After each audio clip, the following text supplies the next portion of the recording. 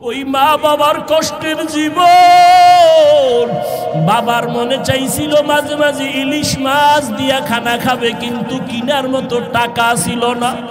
মায়ের মনে চাইতো কোনো সময় আঙ্গুর বেদানা খাবে, কিন্তু টাকা ছিল না কেনার মতো। আজকে তোমার ফ্রিজে মাছের অভাব নাই, ফলের অভাব নাই, কিন্তু তোমার ফ্রিজে মাছ আর ফল থাকলে কি হবে? যেই মা বাবায় আফসুস করলো, সেই মা বাবাই তো আজ কাফন পরিয়া কবরের ভেতরে চলে গেল। ওই ফল তুমি আর কারে খাওয়াইবা? ওই মাছ কারে খাওয়াইবার সন্তান? ওই মা বাবারে তো মাছ যদি না পারো, ফল খাওয়াইতে পারো নাই, আল্লাহর কাছে 2 ফোঁটা চোখের পানি ছেড়ে দোয়া করো আর বলো, দয়ার মালিক, যেই বাবার ক্লান্ত পরিশ্রম, কত খানা না খাইয়া ঘুম না গিয়া কষ্ট করে করে জীবন কাটায় দিল। বাবা কোনোদিন নিজের কাপড় কেনার জন্য কষ্ট করে নাই, বাবা কোনোদিন নিজের পেটে খানা দেওয়ার জন্য কাজকর্ম করে কষ্ট করে নাই। বাবা দিন নাই রাত নাই এত কষ্ট করেছেন শুধু সন্তানকে হাসি মুখ দেখবে, সন্তানের বড় বানাবে। বাবা রিক্সা চালাইয়া চালাইয়া টাকা দেয়, ভ্যান চালাইয়া টাকা দেয়, চায় সন্তানটারে মানুষ বানাবে। অনেক বাবা বেতন দিতে পারে না, অনেক বাবা জামা কাপড় দিতে পারে না, মানুষের বাড়ি কাজ করে আর দিল খুশি আমার সন্তান কোরআন তেলাওয়াত করে, আমার সন্তান কেওড়া বুনিয়া মাদ্রাসায় পড়ে, আমার কষ্ট কোনো দুঃখ নাই, গাধার মতো কষ্ট করি তারপরও দুঃখ নাই। আমার সন্তান যদি হাফেজ হয়, আলেম হয়, কিয়ামতের দিন যদি জিজ্ঞেস করে কি নিয়ে হাজির হয়েছো, আমি যদি কোনো আমল পেশ করতে না পারি, আমার জীবনের কষ্টের দেওয়া টাকা দিয়ে যে সন্তানটারে আলেম বানাইলাম, ওই সন্তান আমাকে না নিয়ে জান্নাতের ময়দানে যাবে না। ও আল্লাহর আশিকেরা, সন্তানটাকে পারলানি কোরআন পড়াইতে, সন্তানটারে পারলানি আলেম বানাইতে, হাফেজ বানাইতে। সন্তান স্কুলে পড়াও আলহামদুলিল্লাহ বাধা নাই, কলেজে পড়াও বাধা নাই, তবে সন্তানটাকে আদর্শওয়ালা বানাইও। সন্তানের ব্যবহারে যেন আলেমরা কষ্ট না পায়, সন্তানের ব্যবহারে যেন মুরব্বীরা কষ্ট না পায়, সন্তানের ব্যবহারে যেন সমবয়সী কেউ কষ্ট না পায়। ওই সন্তানকে আদর্শওয়ালা বানাইয়া কোরআন পড়ায় যাও। ডাক্তার হলেও কোরআন পড়ে পড়ে দোয়া করবে, আর ওই সন্তানের আচরণ দেখিয়া এলাকার মানুষ মা বাবার জন্য প্রাণ খুলে দোয়া করবে। ও আল্লাহর বান্দারা, এখনো যারা পারেন নাই তওবা করেন। আল্লাহ যতদিন হায়াত রাখেন দ্বীনের উপরে নিজেও চলবো, সন্তানকে চালাবো। একজন আদর্শ সন্তানের বাবা মা হইয়া কবরে যাব। আজকে থেকে আর কোনোদিন গুনাহের পথে যাব না, আজকে থেকে সন্তানকেও গুনার পথে চালাবো না, নবীর তরিকার বাইরে চলবো না। আল্লাহ আমাদের সবাইকে খাঁটি তওবাওয়ালা জিন্দেগি দান করেন। কেমন মায়ার নবী আমার! নবী রাস্তা দিয়া যখন চলে, একটা মেঘের খণ্ড নবীর মাথায় ছায়া দেয়, সূর্যের গরম যেন নবীর কষ্ট দিতে না পারে। কেমন মায়ার নবী আমার! যেই নবীর শরীর মোবারকের মধ্যে মশা মাছি পড়ে না, হারাম। এমন একজন মায়ার নবী আল্লাহ আমাদের দান করলেন। কপাল বড় খারাপ, আজকে সেই নবীর উম্মত হইয়া নবীর এখনো পর্যন্ত চিনতে পারলাম না। আল্লাহ পাকের অর্ডারে এবার নবী বের হয়ে গেলেন, এক টানা গিয়া আবু বকরের দরজায় গিয়া দাঁড়াইলেন। আসসালামু আলাইকুম ইয়া আহলাল বাইত। মায়ার নবীর কণ্ঠের আওয়াজ আবু বকরের কানে লাগতে দেরি আবু বকর বলেন, লাব্বাইক ওয়া সাদাইকা ইয়া রাসূলুল্লাহ। দরজা খুলে দিলেন। নবী বলেন, আবু বকর, এত গভীর রাত আপনি কি ঘুমান নাই? আবু বকর বলেন, নবী বহুদিন আগে আপনি বলেছিলেন হিজরত করা লাগবে, আমি আবু বকর আপনার সঙ্গী হব। আল্লাহর জাতের কসম করে বলি রে নবী, ওই যেদিন আপনি বলছেন যত ব্যস্তই থাকি না কেন রাতের বেলা ঘরে আইসা আমি দাঁড়াইয়া অপেক্ষা করি, একটা সেকেন্ডের জন্য আমি ঘুম যাই না। কারণ আমি যদি ঘুমায় যাই আর রহমতের নবী আইসা ডাকিয়া যদি আমাকে না পায়, অন্য দিক থেকে দুশমনের আক্রমণ, নবীর উপরে আক্রমণ যদি হয়, নবী যদি চলে যায়, আমি আবু বকরের বেঁচে থেকে কি লাভ? কারণ আমি আবু বকর যেই নবীর সোহবত আর নেক নজর এত দামি হয়ে গেলাম, হঠাৎ খবর হয়ে গেল নবী নাই, নবী নাই। মদিনার নবীর একজন আশিক খেজুরের বাগানে পানি দেয়, হঠাৎ করে কানে আওয়াজ নবী নাই। বালতি ফালাইয়া আসমানের দিয়ে তাকায় কয়, মালিক তুমি আমাকে অন্ধ বানাইয়া দাও, কারণ এই চক্ষু দুইটা রিজার্ভ করে রেখেছি শুধু নবীজিকে দেখবো আর কলিজাটা ঠান্ডা করব। আজ আমার সেই মহব্বতের নবী যদি না থাকে, এই চক্ষু দিয়া অন্য কিছু দেখবো না, তুমি আমারে অন্ধ বানায় দাও। কেমন মায়ার নবীর মহব্বত রে, নবীর আশিক উম্মতের দল। আজকে ১৫০০ বছর পরেও ওই নবীর আদর্শের কারণে কত সম্মান আল্লাহ দান করেছেন। নবীর মহব্বতের টুপি, নবীর আদর্শের দাড়ি, নবীর আদর্শের পোশাক, আজকে কত সম্মান। যত বড় কাট্টা বেঈমান হোক না কেন, মদিনার পোশাকটা দেখলে সম্মান করার চেষ্টা করে। মদিনার নবীর আদর্শের এত দাম, ১৫০০ বছর পরেও কত বড় বড় বিধর্মীরা নবীর সুন্নতের এই আদর্শ দেখে মুসলমান হয়ে গেল। আবু বকর বলে, নবী আল্লাহর জাতের কসম আমি একটা সেকেন্ড ঘুমাই না, দরজার কিনারায় দাঁড়ায় দাঁড়ায় অপেক্ষা করি নবী এসে কখন আমারে ডাক দিবে, আমি সাথে সাথে যেন জবাব দিয়ে দরজা খুলতে পারি। মায়ার নবী চোখের পানি ছেড়ে কাঁদলেন। আবু বকর, এটা কেমন করে সম্ভব? নবীজির এই কথা আবু বকর বলে, নবী আমার মেয়ে আসমা এও রাতে ঘুমায় না, আমি সারা রাত অপেক্ষা করি, আমার কন্যাটাও নাস্তা বানায় অপেক্ষা করে, মদিনার পথে কে দিবে খানা, আমার মেয়ে খানা নিয়ে অপেক্ষায় থাকে। আমি আবু বকরও যাব, আমার মেয়েটা অপেক্ষা করে। শুধু তাই না, এই হিজরতের পথে নবী বাহন আমি রেখেছি খুঁটির গোড়ায় বেঁধে, এই বাহনটাও কোনো রাত্র ঘুমায় না। মদিনার নবী আসবেন, পথের দিকে তাকায় থাকে মক্কার দিকে, নবী আসবেন তারে পেটের মধ্যে নিয়ে মদিনায় যাবে। এদিক দিয়ে দুশমনেরা ঘরের পেছন দিয়ে ভেতরে ঢুকলো, দেখে মোহাম্মদ নাই। এদিকে সময় খুবই কম, দ্রুত নবী আবু বকরকে নিয়ে বের হয়ে গেলেন। হাঁটতেছেন, পাথরওয়ালা পথ, সমতল না, উঁচকুচ পথ, পাথরওয়ালা রাস্তা, হাঁটতে বড় কষ্ট। হাঁটতেছেন, আবু বকর একবার ডানে যায়, নবীর একবার বামে যায়, একবার সামনে যায়, একবার পেছনে যায়। নবী বলেন, আবু বকর আপনি এমন কেন করেন? আবু বকর বলে, নবী দুশমনের ভয় আমি ভয় পাই, ডান দিক থেকে না জানি আক্রমণ আসে ডানে যাই, বাম দিক থেকে না জানি আক্রমণ আসে আমি বামে যাই, পেছন দিকে যাই, আবার পেছন থেকে যেন আক্রমণ করতে না পারে। কারণ কোন দুশমন যদি আক্রমণের গুলি মারে, আমি আবু বকরের গায়ে লাগবে, আমার মায়ার নবীর শরীরে যেন না লাগে। কারণ আমার মায়ার নবীর শরীর এত বরকতের শরীর, যেই নবীর শরীর মোবারকে মশা পড়ে না, মাছিও পড়ে না, হারাম। আবু বকর নবী হাঁটতেছেন দুজনে মদিনার পথে। যাওয়ার বেলায় শেষ সময় বাইতুল্লাহর কিনারায় গিয়ে নবী একটু বিদায় দেয় কান্না করে, এরে বাইতুল্লাহ আমি তোর জন্য বড় পাগল, বড় আশিক। ওরে বাইতুল্লাহ, তোর দরজায় যখন আমার সিনাটা লাগাই, কলিজাটা ঠান্ডা হয়ে যায়।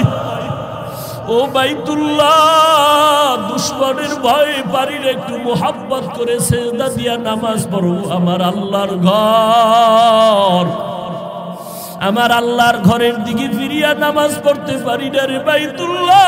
আমার দুশ্মন কলিজাটা ভেঙে যায় রে বাইতুল্লাহ। তোর গায়ে যখন আমি লাব্বাইকের আওয়াজ দিয়ে হাতটা লাগাই, কলিজা ঠান্ডা হয়ে যায়। ও বাইতুল্লাহ, তোরে রেখে যাইতে মনে চায় না। মদিনার পথে আমার জন্মভূমি, এখান থেকে যেতে মনে চায় না, কিন্তু আমার মালিকের অর্ডার। ও বাইতুল্লাহ, আজ আমি চোখের পানি ছেড়ে কান্না করে যাইতেছি। একদিন আমি হাসি মুখে বিজয়ের মালা নিয়ে বাইতুল্লাহ তোমার কিনারায় এসে হাজির হব। মায়ার নবী কান্না করে করে মদিনার পথে রওনা। ওই হেরা গুহা, ওরে গারে সূর, জাবালে নূর, আল্লাহর নবী আবু বকর সহ দুজন হাঁটতেছেন, অন্ধকার, কোনো আলো নাই। এদিক দিয়ে দুশ্মন ঘরের মধ্যে না পায় রেডি হয়ে গেল। মদিনার পথে লোক পাঠাও, দেখো ওখানে ধরা যায় কিনা। কিছু দূর যাইতে যাইতে মাত্র 2 থেকে 3 কিলোমিটার বাকি, গুহার মধ্যে ঢুকবেন। হঠাৎ করে আল্লাহর নবীর পায়ে একটা পাথরের আঘাত লাগা রক্ত বের হয়ে গেছে। নবীজি এত অসুস্থ, রক্ত বের হচ্ছে, থামে না। মায়ার নবী এমন অবস্থা, হাঁটতে এখন কষ্ট হয়। আল্লাহর নবীর এই অবস্থা দেখে আবু বকর চোখের পানি ছেড়ে বলেন, নবী বেয়াদবি মাফ করবেন, আপনি হাঁটতে পারেন না। আমি বসে গেলাম, আপনি আমার কাঁধের উপরে উঠেন, আমি আপনাকে নিয়ে গুহা পর্যন্ত নেই, সেখানে আশ্রয় নিব। নবী বলেন না। শেষ পর্যন্ত মায়ার নবী এতটা অসুস্থ, পেছনে দুশ্মনের আঘাত, আবু বকরের কাঁধের উপরে উঠলেন। আবু বকর আমার নবীরে নিয়ে 2-3 কিলোমিটার চলে গেলেন, গুহার সামনে দাঁড়াইলেন। গুহার ভেতরে ঢুকবেন, ওদিকে দুশ্মন আসতেছে। আল্লাহর নবী আল্লাহর উপরে ভরসা করে ঢুকে গেলেন গুহার ভেতরে। গুহার ভেতরে যাওয়ার পর দেখে পুরানো গর্ত, চতুর্পার্শ্বে ছিদ্র আর ছিদ্র। ওদিকে গুহার মুখ এত বড়, দুশ্মন আইসা যদি সামনে দাঁড়াইয়া একটু ভিতরে তাকায়, আমগো দেখে ফেলবে। আবু বকর ভেতরে, নবীও ভেতরে। নবী এখন আরাম করবেন। আবু বকরের রানের উপরে মদিনার নবী মাথা রাখলেন, আর আবু বকর নবীর বিশ্রামে গেলেন চুপচাপ। আবু বকর নিজের জামার কাপড় ছিঁড়ে ছিঁড়ে ছিদ্রগুলো আটকাইতেছে, না জানি আবার কোন সাপবিচ্ছু আইসা আমাদের আক্রমণ করে। ওদিকে ভয়, গুহার মুখে দুশ্মন আইসা দাঁড়াইলে আমগো দেখে ফেলবে। আল্লাহর কুদরত, হঠাৎ করে দেখে দুশ্মন গুহার মুখে আসিয়া দাঁড়ায় গেছে। এই আসতে আসতে না আসতে মুহূর্তের মধ্যে মাকড়সা জাল বলল। দুশ্মন আসতে না আসতে একটা কবুতর এসে ডিম পাড়া শুরু করলো। দুশ্মনেরা নিচে তাকাইলি দেখে ফেলবে আবু বকরের। হেফাজতের মালিক আমার আল্লাহ। মায়ার নবী তো বিশ্রামে আছে আবু বকরের রানের উপরে। ওরা গুহার মুখে আইসা তাকাইয়া, ভিতরে তাকায় না, ডানে বামে তাকায়, হালকা ভাবে নজর দিয়া দেখে মাকড়সার জাল, কবুতর, এখানে তো কেউ নাই। এরা ওখান থেকে চলে গেল। আবু বকর চুপ করে বসে আছেন, গর্তগুলো জামার কাপড় দিয়ে আটকাইতেছে। সিরে সিরে সিরে ছেড়ে আটকায় দেখে একটা ছিদ্র বন্ধ করার মতো কাপড় নাই। আবু বকর ওই গর্তটার মুখে পায়ের গোনালি দিয়া চাপ দিয়া ধরে রাখলেন, কিন্তু ওই গর্তের মধ্যে একটা সাপ বহুদিন ধরে ছিল, মায়ার নবীকে দেখবে বলি অপেক্ষা করছে। আবু বকর যখন পা সরায় না, ঠোঁট দিয়া কয়েকটা হালকা ভাবে আক্রমণ করলো। আক্রমণের নিয়ত না, পাওটা সরাও, আমার আশান্বিত নবী বুঝি আসছে, আমি দেখব। যখন পাওটা সরায় না, হালকা ভাবে একটু দাঁত বসায় দিছে। দেওয়া মাত্র বিষে পুরো শরীর জর্জরিত। আবু বকরের বিষ, চোখের পানি পড়া শুরু হয়ে গেল, কিন্তু পা নাড়ায় না। রহমতের নবী রানের উপরে মাথা মোবারক রেখে আছে। পা নাড়ায় না, বেয়াদবি হবে, নবীর ঘুম নষ্ট হবে। মায়ার নবী বিশ্রামে আছেন, হঠাৎ করে অজান্তে আবু বকরের কান্নার চোখের একটা ফোঁটা পানি নবীর উপরে পড়ে গেল। মায়ার নবী তাকায় দেখে আবু বকরের চোখে পানি। নবী বলেন, আবু বকর কি খবর? বলে, নবী এই হালাত। নবী জিহ্বার থেকে মোবারক থেকে লালা মোবারক নিয়ে একটু লাগায় দিলেন, সাথে সাথে বিষ পানি হয়ে গেল। এরে নবীর উম্মতের দল ওই সাপ গর্ত থেকে মুখ বের করলো, নবীজির নজর পড়ে গেল। মায়ার নবী এমন রহমতের নবী, আমার সমস্ত প্রাণীরা আমার নবীকে চিনে, আমার নবীরে দেখার জন্য পাগল। কিন্তু আমরা সেই নবীর শ্রেষ্ঠ উম্মত হইয়া নবীরে এখনো পর্যন্ত দেখতে পারলাম না। কি দরুদ শরীফ পড়ি যে নবীর সাথে দেখা হয় না। ওরে সেজদার মতো সেজদা দিলে তো মাওলার সাথে দিদার হবে, দরুদের মতো দরুদ পড়লে তো মদিনার নবীর সাথে ঘুমের ঘরে মোলাকাত হয়ে যাবে। ও আল্লাহর বান্দারা, এই জীবনের আমলের ফলাফল কি? নবীরে কি ঘুমের ঘরে দেখেছো? আল্লাহর সাথে কি পরিমাণ মোহাব্বত তৈরি হয়ে গেল। ওই নবীর ধুলা বালু, মদিনার ধুলা লাগানোর জন্য আশেকেরা পাগল পারা হয়ে দৌড়ায়, অথচ নবীর সুন্নতের আশেক এখনো পর্যন্ত হতে পারলাম না। কই সুন্নতের দস্তরখান, কই বাথরুমে গেলে টুপি, কই জুতা, কই ঢিলা কুলুক, কই টিস্যু পেপার ব্যবহার, খানার মধ্যে কই নবীর সুন্নতের খবর নাই। এরপরে নিজে তো এক চিন্তা, আবার আমার সন্তান, ছেলে মেয়ে, আমার পরিবার। আল্লাহর নবী চোখের পানি ছেড়ে গর্তের বিবরণ দেয়। আম্মাজান আয়েশা কাঁদতেছেন। আম্মাজানকে বললেন, ও আয়েশা, তোমার বাবা আমাকে কাঁধে নিয়া 3 কিলোমিটারের মতো রাস্তা পারাইয়া ওই গর্তের মধ্যে নিয়া তার রানে আমি মাথা দিয়া বিশ্রাম নিছিলাম। বিষের ব্যথায় কানছে, তবে একটু পা নাড়ায় নাই। এই যে ত্যাগ আবু বকর আমার জন্য দিনের স্বার্থে দিল, সারা দুনিয়ার উম্মতের নেক এক পালায় দিলেও সমান হবে না। আম্মা জান আয়েশা কান্না করেন, নবী যদি বেয়াদবি না নেন, আমার আব্বা জানের আর একটা নেক আমল কি বলবেন? নবী বলেন, শুনো আয়েশা, শুনো সেই দিনের আমল। নবীর শেষ জীবনে তাবুকের যুদ্ধে যাবে, একটা যুদ্ধ শেষ হলো, আর একটা যুদ্ধ তাবুকে যাবেন।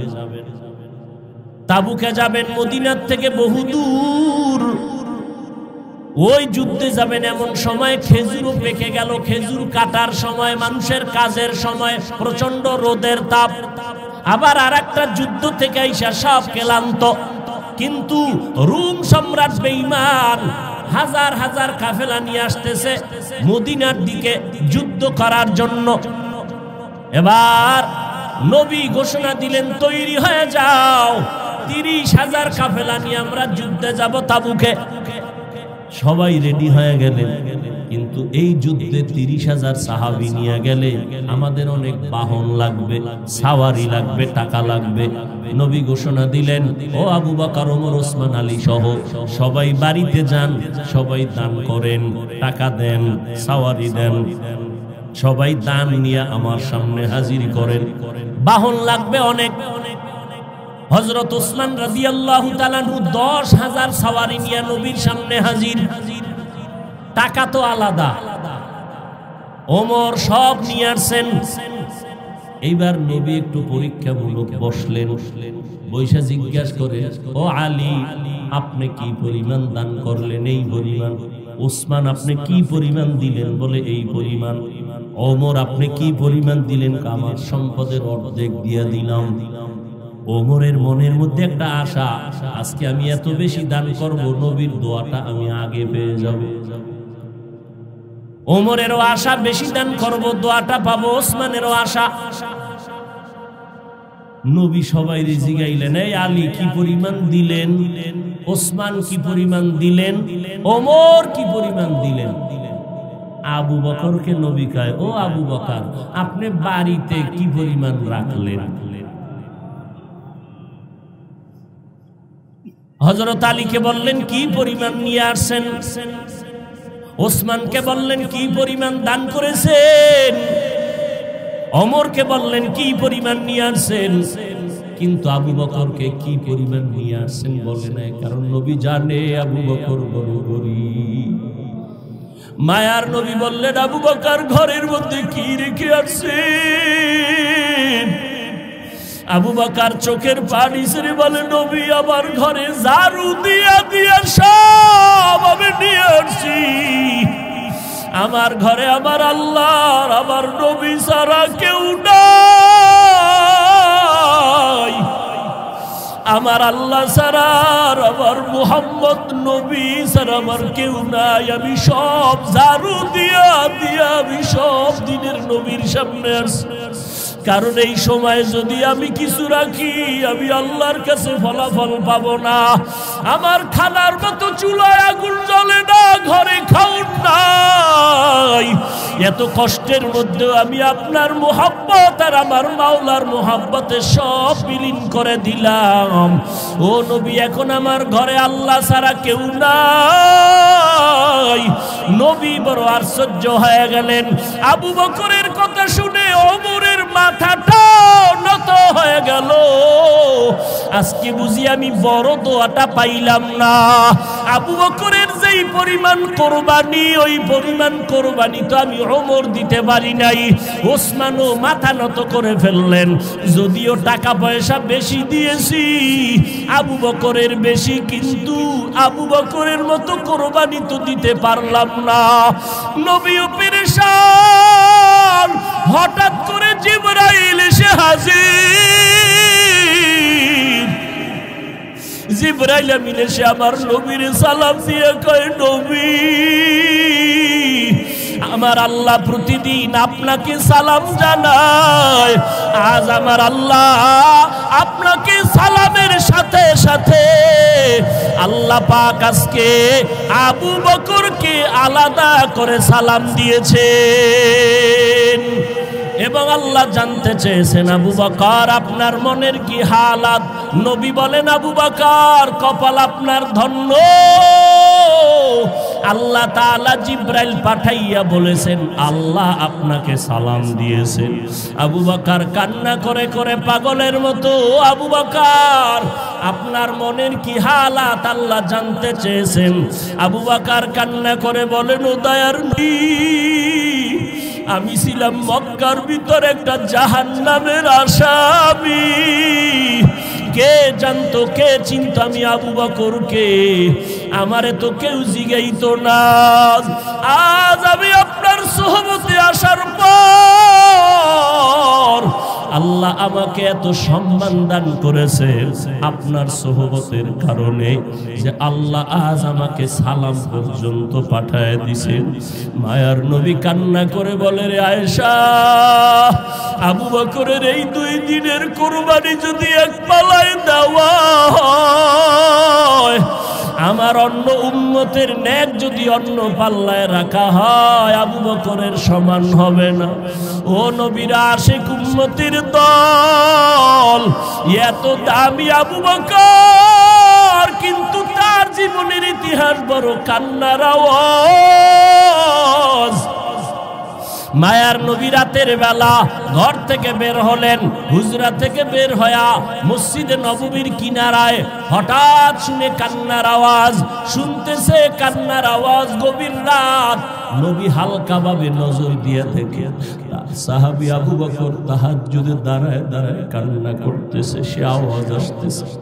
নামাজ শেষের পর আল্লাহর নবী বললেন, আবু বকর আপনি কাঁদলেন কেন? আবু বকর বলে, নবী, হাসরের ময়দানের ভয়ে আমি কান্না করেছি।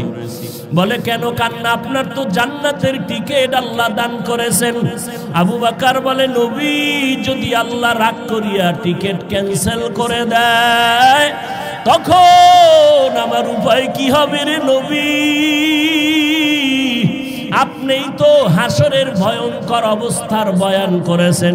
কিয়ামতের ময়দান হবে নাকি বড় ভয়ঙ্কর ময়দান। সূর্যটার আলো বন্ধ হয়ে যাবে, ওদিকে সমুদ্রের পানি গরম হয়ে যাবে। আল্লাহ তাআলা রাগান্বিত আওয়াজ দিয়ে বলবেন, ওয়ামতাজুল ইয়াউমা আইয়ুহাল মুজরিমুন, ও গুনাহগারের দলেরা, নেককারদের থেকে তোমরা আজ আলাদা হয়ে যাও। নেককারদের আমলনামা ডান হাতে দিব, গুনাহগারদের আমলনামা বাম হাতে দিব। অন্যদিকে সূর্যের গরম, আবার জাহান্নামের চিৎকারের আওয়াজ। জাহান্নামের আওয়াজে জাহান্নাম চিল্লায় বলবে, আল্লাহ বেনামাজি গুনাহগারগুলো কই, সব আমার পেটে দাও। জাহান্নামের আওয়াজে হাসরের ময়দানটা থরথর করে কেঁপে উঠবে। ও নবী, আপনিই বলেছেন যে নবীদের কোনো গুনাহ নাই, নবীরা পর্যন্ত নাফসি নাফসি নাফসি বলে কান্না করবেন, উম্মতের কথা সবাই ভুলিয়া যাবেন। ও মায়ার নবী, ওই সময় কঠিন এক হালাত, কান্না করে করে মানুষের চোখের পানি শেষ হয়ে যাবে, রক্ত পড়া শুরু হয়ে যাবে। ও নবী, আপনি হাসরের ময়দানের ভয়ঙ্কর অবস্থার কথা বলেছেন। আম্মা জান আয়েশা বলেন, আমি দেখি আমার মায়ার নবী একদিন আমার হুজুরায় বসে গুনগুন করে কান্না করেন। আমি বললাম, নবী কেন কাঁদেন? বলে, আয়েশা, হাসরের ময়দানের ভয়ঙ্কর আযাবের কথা মনে পড়েছে, কান্না করি। কেমন আযাব হবে আয়েশা জানোনি? নবীদের কোনো গুনাহ নাই, তারা নাফসি নাফসি বলে কাঁদবেন, উম্মতের কথা ভুলিয়া বলবে, আল্লাহ আমাকে বাঁচাও, আমাকে বাঁচাও। মূসা নবী কাঁদবেন, আল্লাহ আমাকে বাঁচাও। ঈসা নবী কাঁদবেন, আল্লাহ আমাকে বাঁচাও। আপন আপন বলতে কেউ ওই সময় আপন হয়ে যাবে না। আল্লাহর নবীর এই কান্না দেখে আম্মা জান আয়েশা বলেন, আমি আমার নবীকে প্রশ্ন করলাম, নবী, সমস্ত নবীরা নাফসি নাফসি বলে যদি কান্না করে, আপনি তো দোজাহানের সরদার, আপনি তখন কি করবেন? নবী বলেন, আয়েশা, আমি তখন সহ্য করতে না পারিয়া আমি সাথে সাথে আমি মাওলার দরবারে মাকামে মাহমুদে সিজদায় পড়ে কাঁদবো। একবারও বলবো না আমাকে বাঁচাও, আমি শুধু বলবো, আল্লাহ আমার উম্মতের বাঁচাও, আমার গুনাহগার উম্মত গুলো বাঁচাও। একটা উম্মত যেন জাহান্নামে না যায়, জাহান্নামে গেলে আমি জান্নাতের ময়দানে যাব না। আম্মা জান আয়েশা বলেন, নবী তখন কি হবে? আম্মা জানের জবাবে নবী বলেন, আয়েশা, আমার কান্না দেখে আল্লাহ দয়া করে বলবে, নবী আপনি কাঁদবেন না, মাথা উঁচু করেন, আর আপনার উম্মতগুলো ধরে ধরে জান্নাতের ময়দানের দিকে নিয়ে যান। আল্লাহর অর্ডার পাইয়া আমি তখন আমার উম্মতগুলো বাছাই করে করে জান্নাতের দরজায় নিব। আম্মা জান আয়েশা প্রশ্ন করলেন, নবী কোটি কোটি মানুষের ভেতরে আপনার উম্মতগুলো কেমনে চিনবেন? আমার মায়ার নবী বলেন, আয়েশা, আমার উম্মতেরা যারা 5 বেলা রোজু বানাইয়া সিজদা করেছে, নামাজ পড়েছে, কিয়ামতের কঠিন সময়ে তাদের ওযুর অঙ্গগুলো নূরের আলোতে ঝলমল করতে থাকবে। আমি নবী দেখে দেখে তাদেরকে জান্নাতের ময়দানে নিয়ে যাব। আমি আল্লাহর নবী তাদেরকে না নিয়ে জান্নাতে যাব না। ও পর্দার আড়ালের আম্মা জানেরা, আপনারা তো নবীদের মা, সাহাবায়ে কেরামের মা, আউলিয়ায়ে কেরামের মা, হাফেজে কোরআনের মা। আপনারা খাদিজা রাদিয়াল্লাহু আনহার মতো নারী, আয়েশা রাদিয়াল্লাহু আনহার মতো নারী, ফাতেমা রাদিয়াল্লাহু আনহার মতো নারী কয়দিন আর দুনিয়াতে বাঁচবেন? ও যুবক, ওই মা বাবার দোয়া নিয়ে সামনে আগাও, নবীজির সুন্নতের মালা গলায় লাগাও। মরিয়া গেলে যাবা, নামাজ ছাড়বা না, বেপরদায় চলবা না। একটা সেকেন্ডের জাহান্নামের আযাব সহ্য করার শক্তি কারো নাই। আজ এত বিশাল জান্নাতি বাগান, কত আশেক জাকেরারা বসে আছে, কত আল্লাহর বান্দার চোখে পানি, অথচ আমার তোমার চোখে কেন পানি নাই? গুনার কারণে আল্লাহ বুঝি বেজার।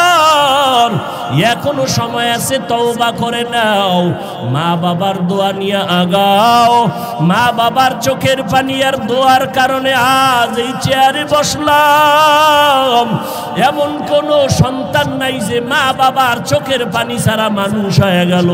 ওই মা বাবার কত কান্না, কত চোখের পানি, আজকে তুমি তাদের কান্নায় পরীক্ষায় ভালো নাম্বার পেয়েছো, ওই মা বাবার চোখের পানি আর দোয়ার কারণে তুমি টাকার মালিক, বাড়ি গাড়ির মালিক হয়েছো।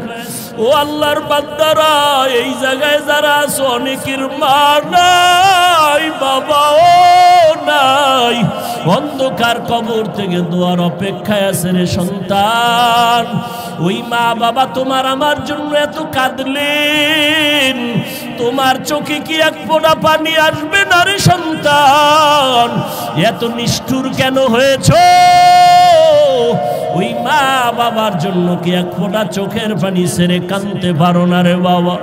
ওই মা বাবার দোয়া ছাড়া মাওলানা হতে পারো নাই, ওই মা বাবার চোখের পানি ছাড়া আলেম হতে পারো নাই।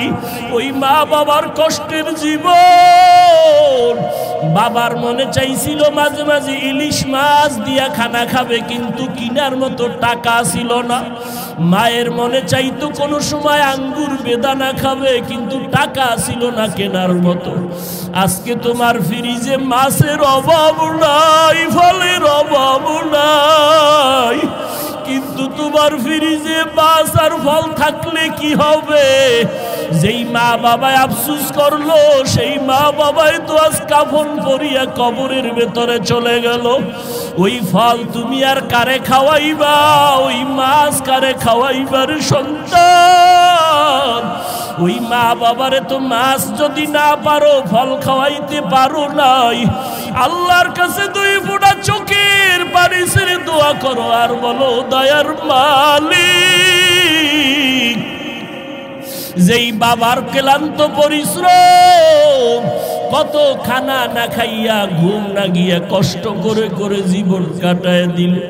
বাবা কোনোদিন নিজের কাপড় কেনার জন্য কষ্ট করে নাই, বাবা কোনোদিন নিজের পেটে খানা দেওয়ার জন্য কাজকর্ম করে কষ্ট করে নাই। বাবা দিন নাই রাত নাই এত কষ্ট করেছেন শুধু সন্তানকে হাসি মুখ দেখবে, সন্তানের বড় বানাবে। বাবা রিক্সা চালাইয়া চালাইয়া টাকা দেয়, ভ্যান চালাইয়া টাকা দেয়, চায় সন্তানটারে মানুষ বানাবে। অনেক বাবা বেতন দিতে পারে না, অনেক বাবা জামা কাপড় দিতে পারে না, মানুষের বাড়ি কাজ করে আর দিল খুশি আমার সন্তান কোরআন তেলাওয়াত করে, আমার সন্তান কেওড়া বুনিয়া মাদ্রাসায় পড়ে, আমার কষ্ট কোনো দুঃখ নাই, গাধার মতো কষ্ট করি তারপরও দুঃখ নাই। আমার সন্তান যদি হাফেজ হয়, আলেম হয়, কিয়ামতের দিন যদি জিজ্ঞেস করে কি নিয়ে হাজির হয়েছো, আমি যদি কোনো আমল পেশ করতে না পারি, আমার জীবনের কষ্টের দেওয়া টাকা দিয়ে যে সন্তানটারে আলেম বানাইলাম, ওই সন্তান আমাকে না নিয়ে জান্নাতের ময়দানে যাবে না। ও আল্লাহর আশিকেরা, সন্তানটাকে পারলানি কোরআন পড়াইতে, সন্তানটারে পারলানি আলেম বানাইতে, হাফেজ বানাইতে। সন্তান স্কুলে পড়াও আলহামদুলিল্লাহ বাধা নাই, কলেজে পড়াও বাধা নাই, তবে সন্তানটাকে আদর্শওয়ালা বানাইও। সন্তানের ব্যবহারে যেন আলেমরা কষ্ট না পায়, সন্তানের ব্যবহারে যেন মুরব্বীরা কষ্ট না পায়, সন্তানের ব্যবহারে যেন সমবয়সী কেউ কষ্ট না পায়। ওই সন্তানকে আদর্শওয়ালা বানাইয়া কোরআন পড়ায় যাও, ডাক্তার হলেও কোরআন পড়ে পড়ে দোয়া করবে। আর ওই সন্তানের আচরণ দেখিয়া এলাকার মানুষ মা বাবার জন্য প্রাণ খুলে দোয়া করবে। ও আল্লাহর বান্দারা, এখনো যারা পারেন নাই তওবা করেন। আল্লাহ যতদিন হায়াত রাখেন দ্বীনের উপরে নিজেও চলবো, সন্তানকে চালাবো, একজন আদর্শ সন্তানের বাবা মা হইয়া কবরে যাব।